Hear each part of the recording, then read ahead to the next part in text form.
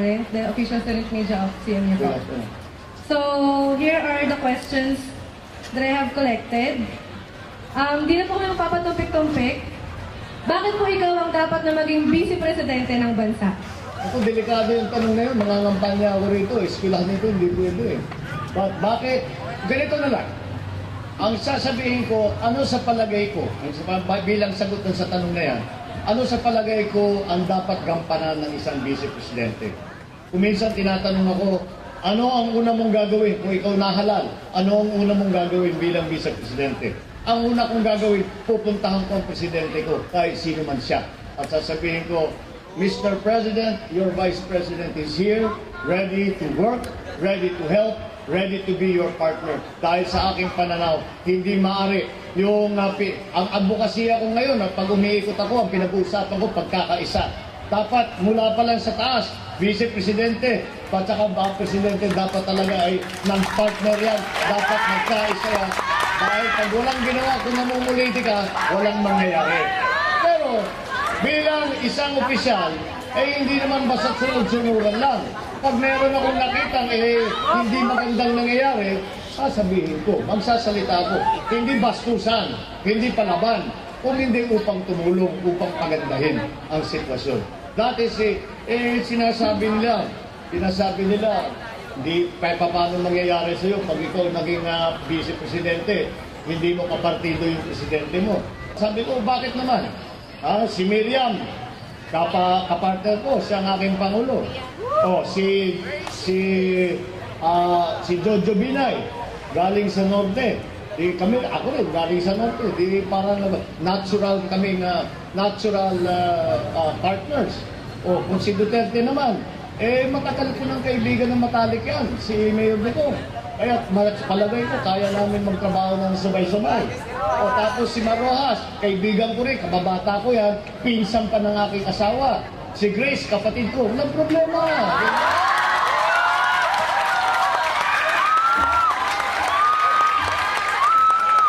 Kaya sinasabi ko, ako ang pinaka-best position na Vice President.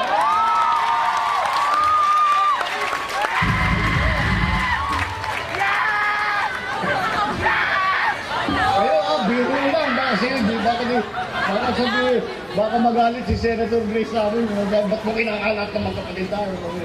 Kaya sabi naglularo lang naman tayo, naglalaro lang ng konti.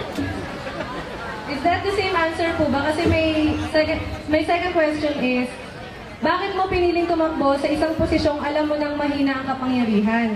Isa ba itong pamamaraan at proseso upang tumakbo bilang Pangulo sa susunod pang eleksyon? Hindi ako sangayon doon sa kanang pag-iisip na mahina walang posisyon ang vice-presidente.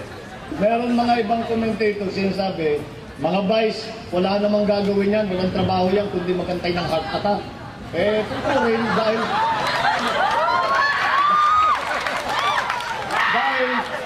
kasama sa trabaho ng isang vice na maging handa kung sakali man ang Pangulo ay hindi na kaya ang gawin ng trabaho niya.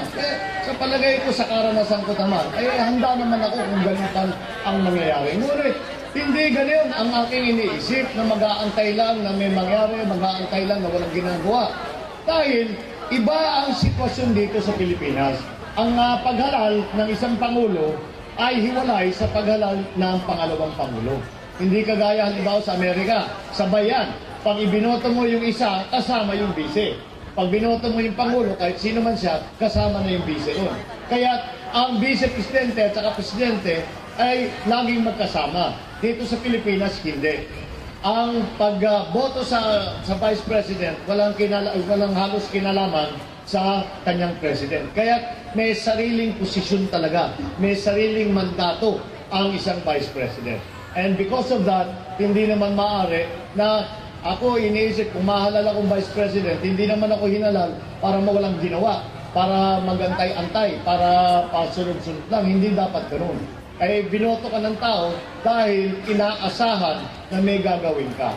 And there are many opportunities. And that's why it is very important na nasa kasama ng sagot ko sa una, ay very important na kailangan magka-partner kayo ng Pangulo para marami kayong magawa. And in that way, the advocacies that I have already, the youth movement, agriculture, labor, employment, all of those issues that I have, local government, all the issues that I have a lot of ideas about, masasabi ko. At yung iba diyan, gagawin at i-adapt ng gobyerno.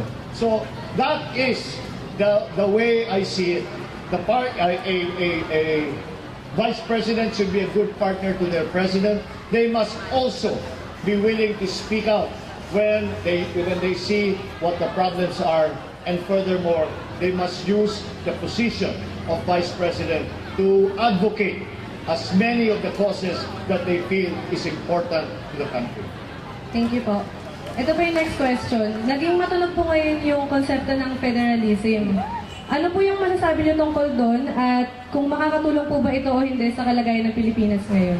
Sa palagay ko, kung titignan natin, marami lang ibang bansa na federalized. Ano bang ibig sabihin ng federalism? Ang ibig sabihin ng federalism ay, kung halimbawa na palagay ko, alam niyo lahat, ay America, United States of America, United States, yan ang ibig sabihin. Dahil ang talagang organisasyon by state, kumbaga sa atin by region. At sa akin palagay, maganda rin ang federalism, dapat natin pag-aralan, baka maging solusyon para sa atin yan. Bakit? Ang federalism ay mas nagbibigay ng power sa local government, sa state. So kadalasan, karamihan ng desisyon, na importanteng desisyon, ay doon ginagawa sa baba, sa state. Maganda yan dahil ay mas malapit. Halimbawa, regional tayo, yung mga mahalal ay sila ay mas nakakaalam sa sitwasyon, sa mga problema, sa mga pangangailangan dun sa kanilang lugar kaysa sa national government. So maganda rin yan dahil magiging ang pamahalaan mas lumalapit sa tao, mas lumalapit sa grassroots. Pangalawa, as a political theory, kayo mga political science dito, ay it is a more stable form of government because there are many power centers. Sa ngayon, kung titignan ninyo, ang power center lang talaga sa Pilipinas ay NCR, dito sa Metro Manila. Pagka may problema sa NCR, problema ang buong Pilipinas. Kapag federalized, hindi na ganun. Kahit magka-problema sa isang lugar, marami namang iba't ibang power center, kahit na magka-problema rito, hindi ibig sabihin magkakaproblema sa ibang lugar. Dahil hindi naman sila umaasa lang doon sa isang central government na kagaya sa ating ngayon.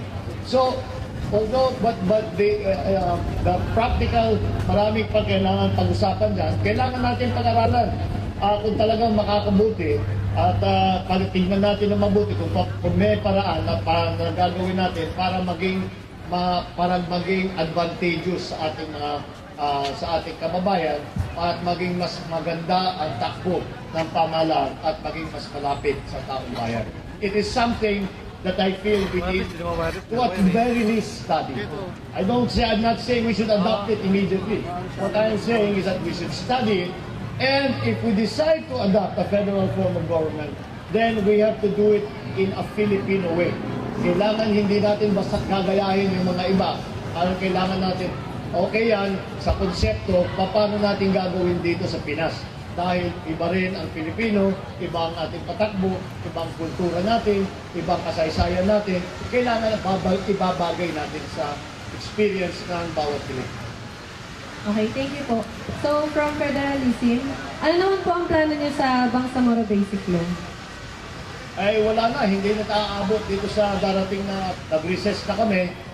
Babalik kami after the election. Palagay ko mahirap nang patapos yan in time. So unfortunately, minsan meron mga nagsisisi sa akin na ako daw ang humarang. Ipapaliwanag ko nyo sa inyo ang proseso sa Kongreso. The Bangsamoro Basic Law or the Basic Law ng Bangsamoro Autonomous Region it is called a law of local application. Dahil sa isang lugar lang, hindi sa buong Pilipinas yan. Sa isang lugar lang, the local application. Ang rules namin sa Kongreso, kapag ang batas ay local application, kailangan tapusin muna ng House of Representatives bago ipapadala sa Senado. Ang nangyari dito, hindi pa matapos-tapos sa House of Representatives, Kaya kami naman sa Senado, wala kaming iboboto. Dahil wala kaming gagamitin na pagbabasihan na kung ano ang version naman ng Senado. So, that is what happened. It was a procedural, issue. And so, hindi aabot. But, ang paulit-ulit kong sinasabi, dahil sa aking tingin importante, ay simple lang. Kahit hindi matuloy ang pagpasa ng BBL, kahit hindi matuloy ang pagpasa ng mga ibang batas na ilinagay namin para sa Bangsamoro, kailangan ipagpatuloy ang proseso ng kapayapaan. Hindi natin maaring iwanan yan dahil kailangan natin maunawaan na ang problema sa Muslim Mindanao ay hindi problema ng mga Muslim lamang, hindi problema ng mga tiga Mindanao lamang, kung hindi problema ng buong Pilipinas.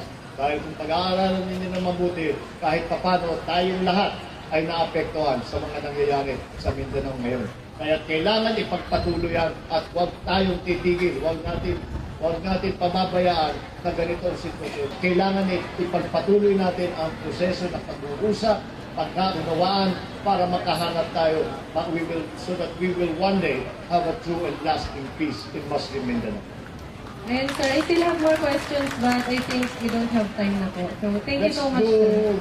Ano po? Let's do two more.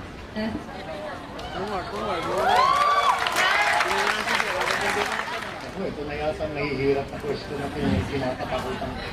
May pahabol po, sir. Okay. You stated that the youth should take an active stand in the nation's affair. The campus media is a means by which students take an active step as catalyst for change. Unfortunately, despite the campus... Sorry, hindi ko mabasa masyado.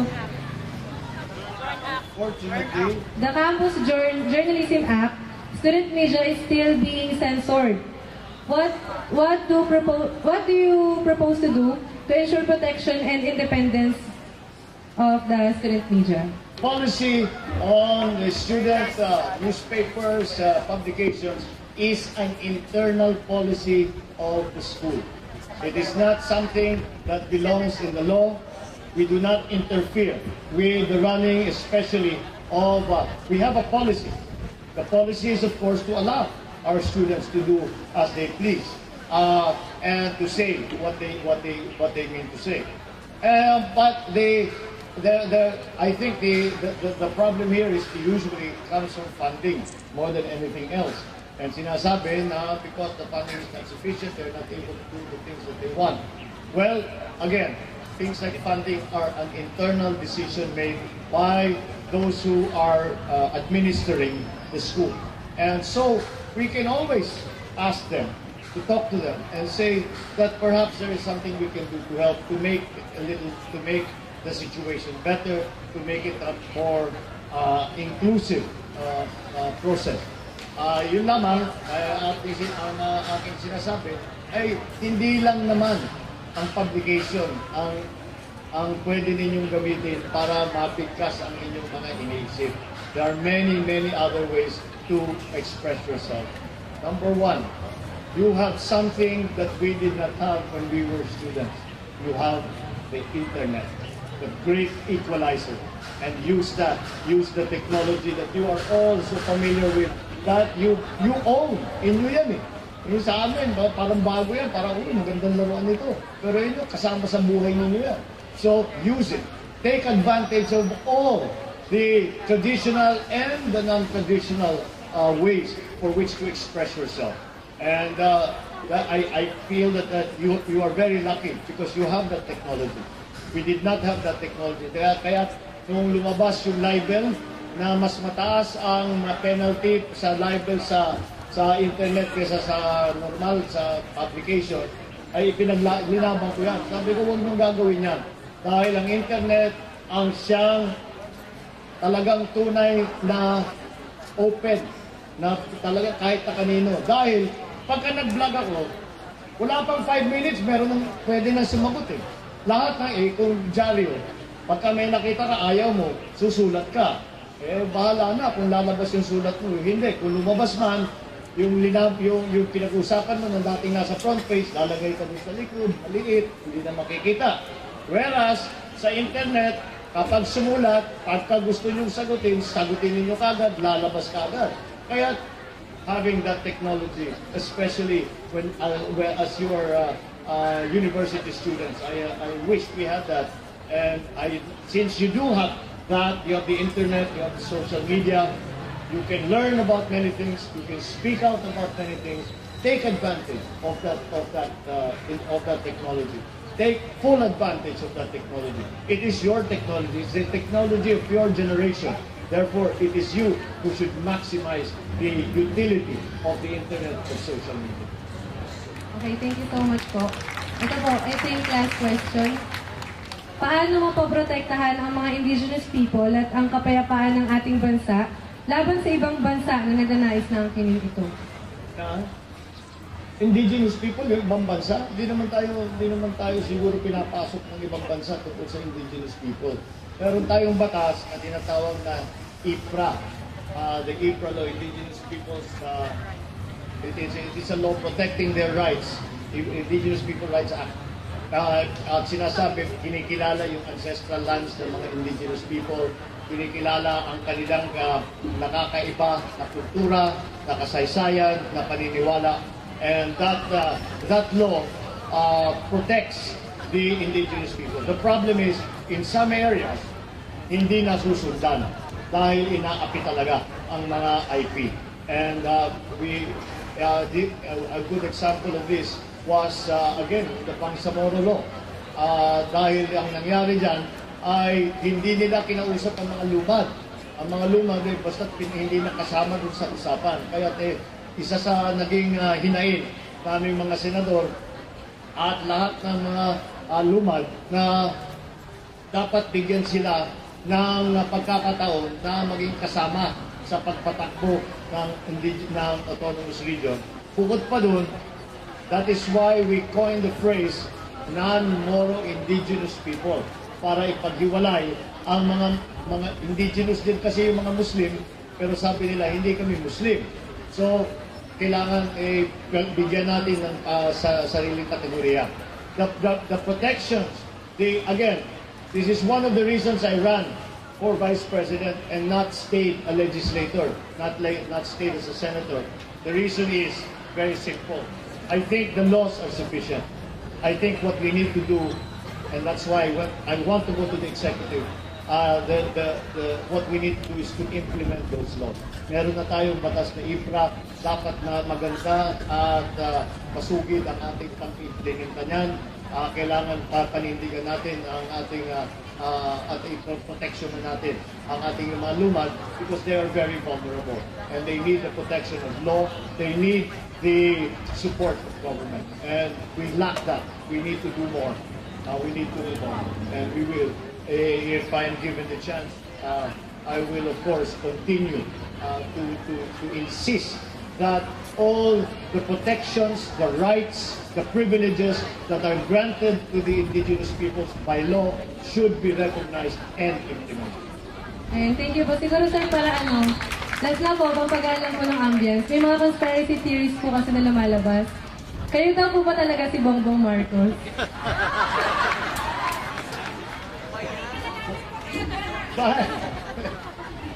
Then may forever, ito, forever.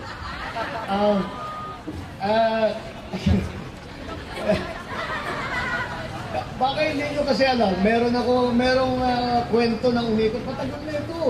Ilang taon na ito. Ang umikot na kwento ay ganito raw ang nangyari. Nag-aaral ako sa England. Ang sabi nila, may nangyari daw sa England na nung nandun ako bilang estudyante, napaaway daw ako sa isang nightclub. At doon sa nightclub, nasaksak ako, namatay. Ngayon, yung magulang ko, imbis na ilibing ako, at imbis na gawin ng mga ginagawa pagka kayo ng matayan, naganap daw ng kamukha ko, naganap daw ng isang kaedad ko, kamukha ko, tapos yun daw ang hinarap sa publiko na ito yung Bongbong Marcos. Pero ang sinasabi, hindi na yan yung tunay. Paano mo naman? Sabi ko, kaya sinabi ko nung pinag-uusapan natin ko, maganda rin maging kasama sa urban legend. At, Para may konting pampaduda. Pero, kung alam niyo yung nung panahon ng ang ama ko ay Pangulo, dalas-dalas namin nasa television, dalas-dalas namin nasa dyaryo. Alagay ko, kung titignan ninyo yung mga video noon, yung mga picture noon, hindi pa naman siguro nagbabago itong pagbubuka kong ito. Alagay ko, makikita naman ninyo maliwanag na maliwanag. Ito ang tunay na Bongbong Marcos.